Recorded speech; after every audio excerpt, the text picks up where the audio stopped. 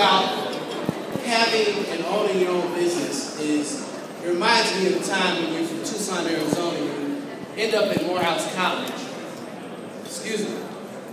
You end up at Morehouse College, and you meet a Rod Edmond whose parents have a party for you out in the Cascades, and you're from Tucson, so this is a totally different experience. And you think about the images of Maynard Jackson, who was saying, and I'm listening, and I had a preacher grandfather and a pilot father, so clearly I had a hard-working mother. But the image of Maynard Jackson said to me, you've got to be getting the money. You should get your share of the airport. You should get your share of every dollar in Atlanta, in the country. That was Maynard Jackson. So when you ride through the airport, and it says Maynard Jackson Airport, there's not another airport, there are concourses, that is in the name of a man who gave me economic freedom. Let's give him a round of applause.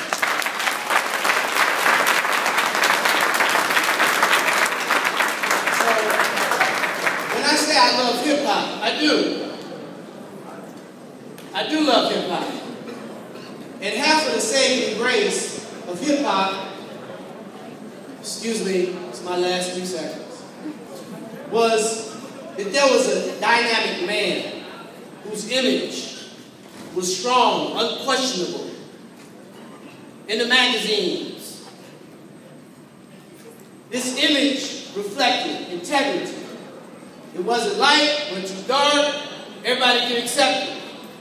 So when I came up with this concept of men of power, I said I got to get the #1 image of African American men that started with this hip-hop generation in hopes that somebody will remember this person.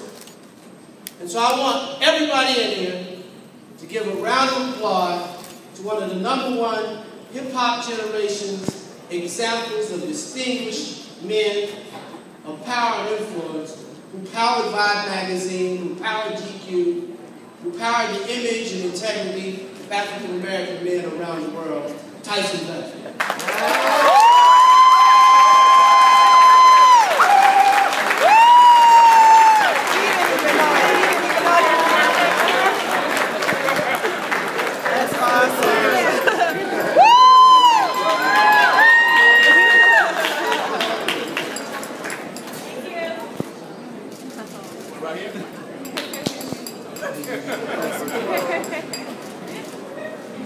Oh, you slick. Oh, you slick.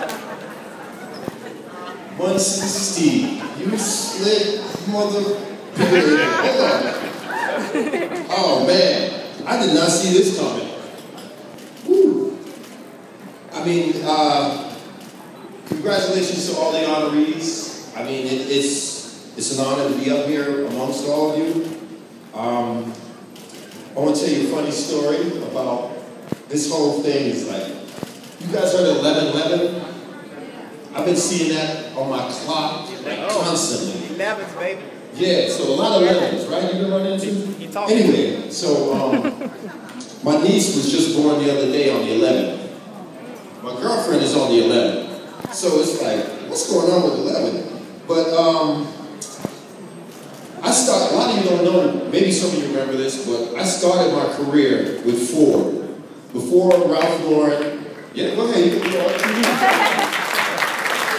Before Ralph Lauren, before anything I had ever done, I went to a casting for a Ford car commercial. It was for a yellow Mustang commercial. I don't know if you remember it, but I was in a car with a shaved head, cut off sleeves, and the girl was like, "Hi-yo, yellow." It was the start of my career because I was able to get my SAG card, and pretty much it started my whole acting career because I don't know if y'all know, but SAG dues are expensive.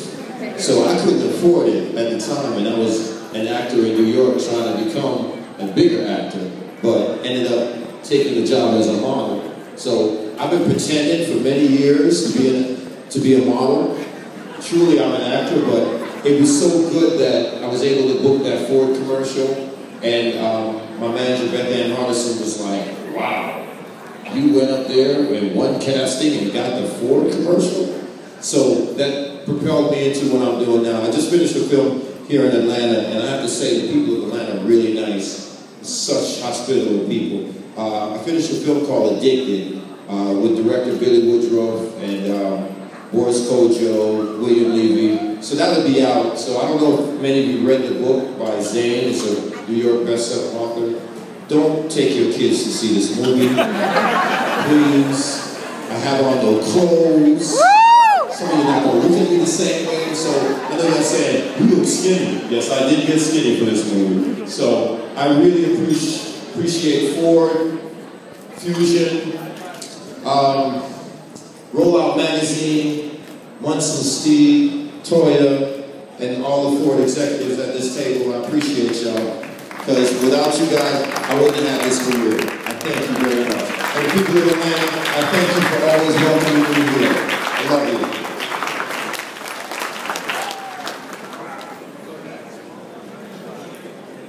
you.